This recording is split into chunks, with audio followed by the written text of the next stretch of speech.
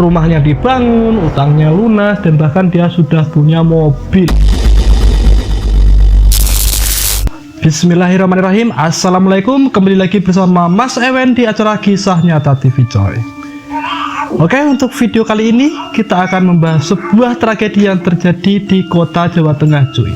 Kejadian ini terjadi sekitar tahun 2015 ya. Untuk nama dan alamat akan kita samarkan untuk menghindari privasi, teman-teman. Oke, sebelum itu buat teman-teman yang menyukai video-video seperti ini, kisah nyata, horor, misteri, dan tragedi, kalian bisa bantu tekan tombol subscribe dan nyalakan lonceng notifikasi, coy, supaya apabila nanti ada update terbaru di video ini, kalian akan mendapatkan yang pertama. Oke, tanpa basa-basi kita langsung ke ceritanya, coy.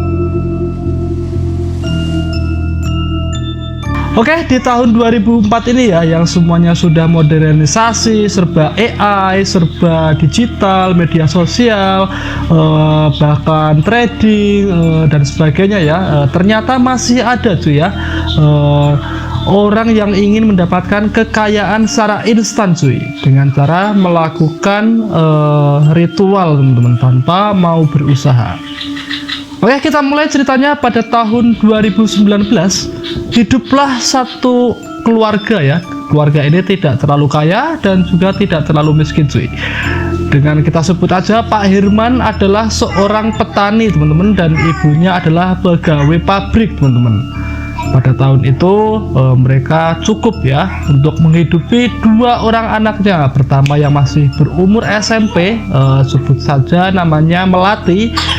Dan yang kedua anaknya masih kecil ya, sebut saja Mawar ya, masih kecil juga, ini sekitar umur 3 tahun. Di tahun itu di daerah tersebut mengalami paceklik, teman-teman, di mana dari hasil tani bapaknya ini ternyata tidak mendapatkan panen ya. Jadi si bapak ini beli pupuknya itu kadang lebih mahal ya, atau pas-pasan daripada hasil panennya, teman-teman. Sementara ibunya, apalagi seorang istri ya, dia bekerja di sebuah pabrik ya, tekstil di kawasan Jawa Tengah, teman-teman, dimana kebutuhan semakin meningkat ya. Di situ keperluan sekolah anaknya yang SMP dan kebutuhan anak kecilnya itu yang masih 3 tahun itu cukup membuat Bapak Hirman ini galau, teman-teman. Kenapa? Karena ya panennya tidak sesuai lah dengan apa yang diharapkan, teman-teman. Hingga pada puncaknya Siti ya, ini yang istrinya itu juga mengalami PHK ya, dimana waktu itu ada pengurangan tenaga kerja, sehingga pada akhirnya rudet ya. Pak Hirman ini melakukan utang sana sini, teman-teman. Dia minjem, kalau zaman dulu belum ada pinjol ya, minjem tetangga, barang-barang digadekan, apa-apa yang bisa dijual hanya untuk mencukupi kebutuhan keluarga, khususnya makan dan biaya sekolah ya, serta anak-anaknya. Hingga pada akhirnya Pak Hirman ini memutuskan ya untuk merantau,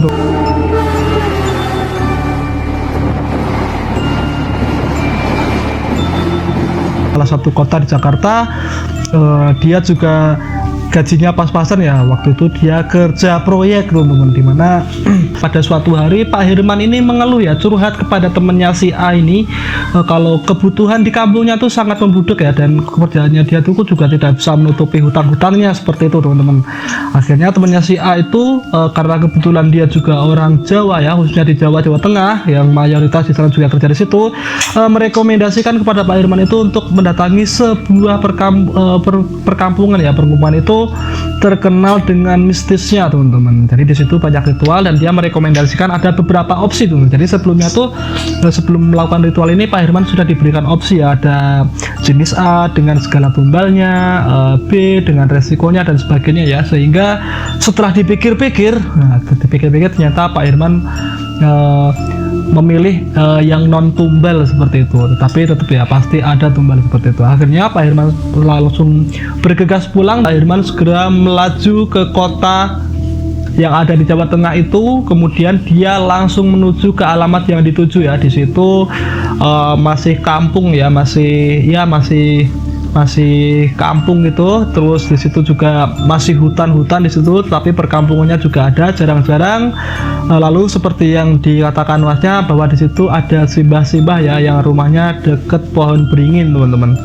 Akhirnya Pak Hirman masuk ke situ dan membicarakan kepada orang yang dituakan ya atau yang sesepuh di situ cuy. Dia menceritakan langsung saja bertemu dengan Pak D itu, simbah itu, terus simbah ono opo le kowe rene gitu. Lalu Pak Hirman itu menceritakan ya keluh kesahnya dan dia mengatakan itikadnya apa dia datang ke tempat itu ya. Akhirnya setelah itu simbah pun mengerti, mengangguk-angguk dan yang dimaksud itu adalah memelihara tuyul, teman. Walaupun dikatakan di situ Pak Hirman sudah dikasih tahu kepada simbah itu bahwa walaupun tidak ada tumbal, tetapi semuanya akan sia-sia, teman-teman. Nah seperti itu, tapi Hirman karena sudah kalang kabut ya, sudah tidak memikirkan apapun resikonya seperti itu. Oke, setelah itu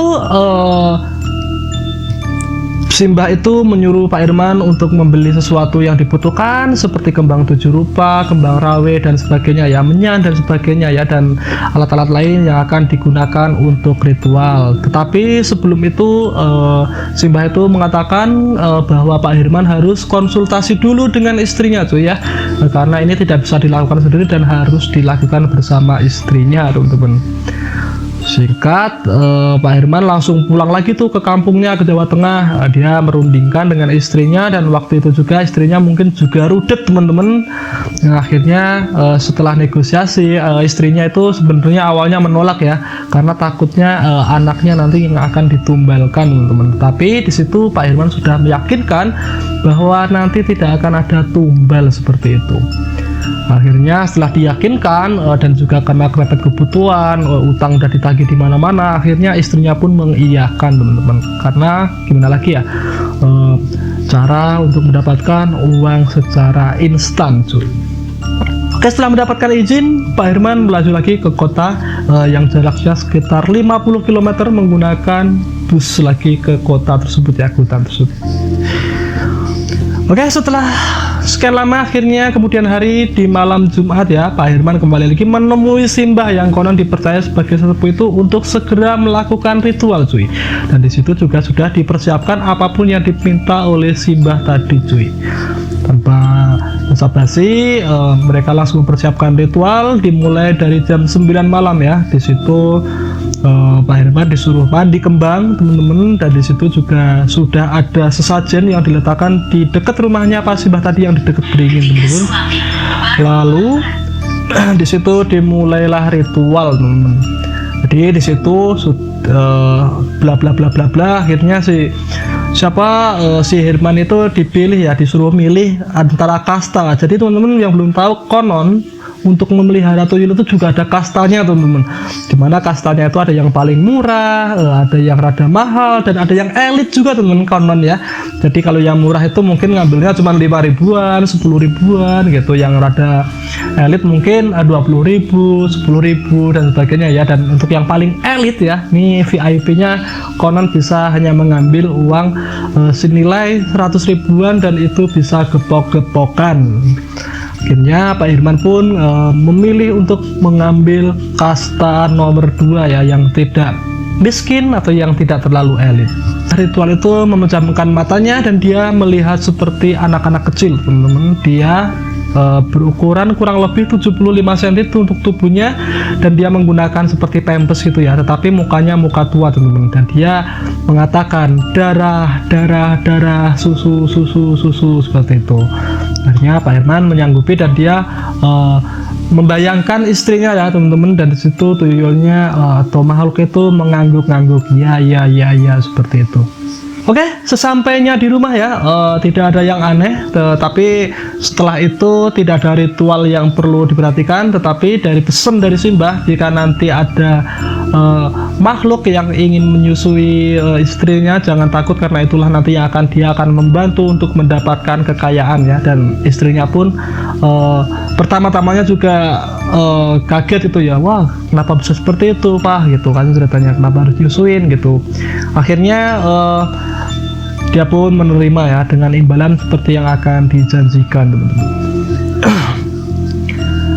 Oke, untuk malam pertama ya, setelah pulang dari hutan tersebut atau rumah Simbah itu, akhirnya malam pertama ya ini akan diadakan, dimana istrinya itu sebelum tidur itu dia sudah tertidur bersama suaminya, tiba-tiba terbangun teman-teman istrinya, dan istrinya itu melihat ada 3 anak kecil teman-teman, setinggi 75 cm mendekatinya ya, dan dia pengen nenen teman-teman. Ya, dan istrinya pun pertama-tama ketakutan ya, tetapi sudah dijelaskan, dia mengadu ke Pak Herman, dan itulah syarat-syarat yang harus dilakukan, teman-teman.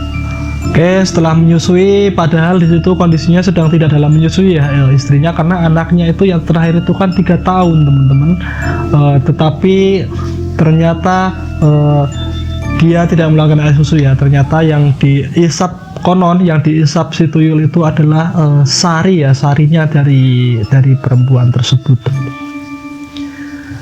Oke, setelah menyusui masih pun dalam keringetan ketakutan, akhirnya mereka tertidur, dan ketika dia bangun tiba-tiba pagi-pagi ya, setelah pagi-pagi mau beraktivitas, lupa mungkin ya, istrinya tuh bangun tidur, membuka laci dan kaget cuy, karena di situ di dalam lacinya sudah banyak banget ya uang di situ, berselebaran itu senilai 50 ribuan ya, dan itu kira-kira ada 3 juta 4 juta cuy. Istrinya pun shock dan langsung membangunkan Bapak Herman ya di situ, dan akhirnya setelah dihitung-hitung mereka sangat senang sekali ya, karena itu bener-bener uang asli teman-teman.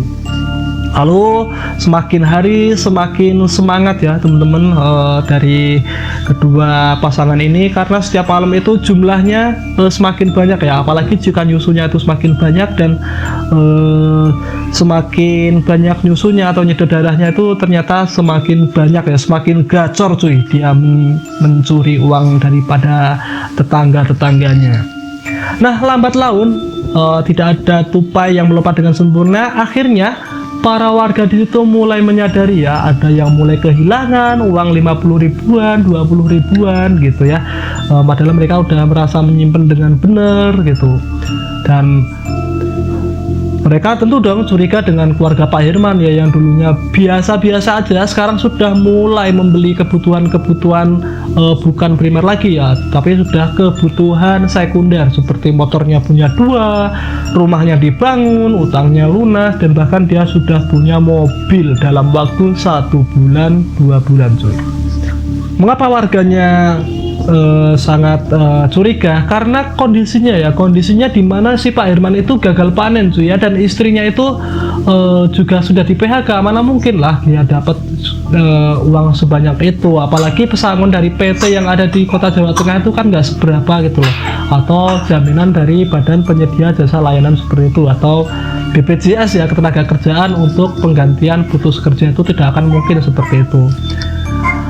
Akhirnya semakin lama di sini mulai ada kejanggalan ya di sini, dimana istrinya ya Siti tadi sangat kurus kering teman-teman, yang dulu badannya hampir 60 kilo sekarang menyelosot drastis banget ya, berat badannya itu tinggal 43 kilo ya, kurus kering, bahkan akan kempot-kempot gitu ya. Ternyata di situ yang disedot, walaupun tidak ada air susunya, ternyata di situ darahnya teman-teman. Dan di situ juga Siti itu rutin makannya banyak seperti itu ya, tetapi tetap ya yang diambil adalah sarinya teman-teman. Hingga pada suatu hari si Siti ini jatuh sakit teman-teman, dan setelah dibawa ke dokter akhirnya tidak ditemukan penyakit apapun teman-teman. Dan dalam beberapa hari dia pun kritis ya Siti ini, dan akhirnya meninggal dunia teman-teman ya, dengan ciri-ciri kurus kering dan lehernya itu seperti tercekik seperti itu teman-teman. Lalu setelah itu Pak Herman pun panik teman-teman, dia langsung pergi ke asal Simbah temannya itu ya, dari kota Jawa Tengah, dan dia mengatakan protes, katanya tidak ada tumbal, tapi kenapa ada tumbal dan istri saya sampai meninggal seperti itu.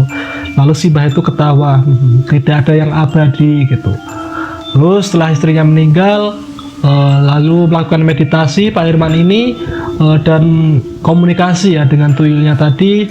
Setelah itu tuyul-tuyulnya dia pengen minta susu dari anaknya yang pertama yang bernama Melati yang kelas 3 SMP itu. Kalang kabut lah itu Pak Irman, dia langsung menolak dan ingin segera membatalkan semua perjanjian yang tadi awal disepakati. Setelah itu Pak Simbah itu menolak ya, tidak bisa karena perjanjian itu sudah paten ya, dan itu sudah iyain ya di situ dengan minim air susu yang dimaksud ternyata itu kekal ya sampai harta bendanya habis teman, karena masih kepikiran tentang anaknya Melati dan si mawar nasibnya yang hanya bisa menyusui seperti itu.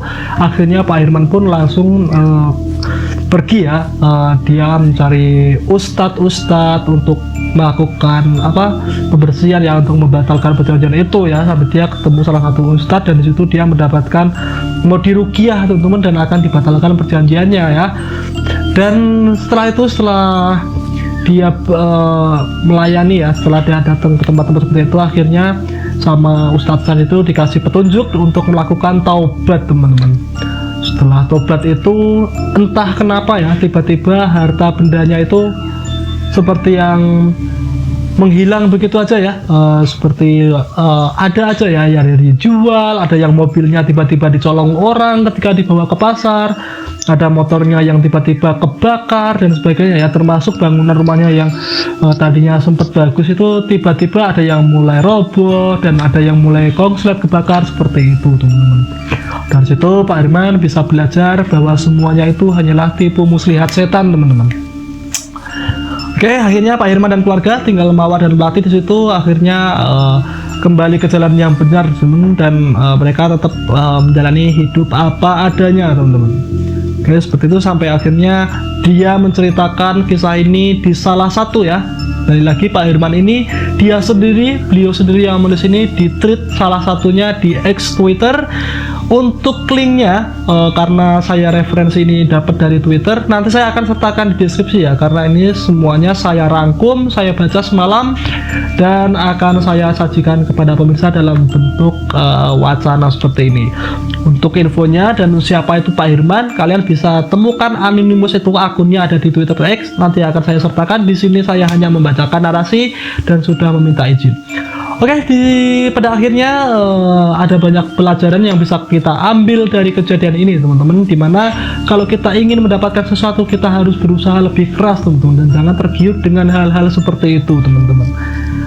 Oke, selalu ambil sisi positif dari kejadian ini dan buang negatifnya ya, dan di sini saya mungkin tidak ada sisi positifnya. Tetap kembali ke jalan yang benar, berusaha bekerja keras dan jangan lupa berdoa kepadanya. Oke, di sini saya Ewen mohon pamit undur diri. Sekali lagi jangan terlalu percaya dengan apapun yang saya katakan teman-teman. Kalian juga harus menggunakan logika di zaman yang serba digital ini. Apakah itu benar atau tidak, saya tidak bisa memverifikasi.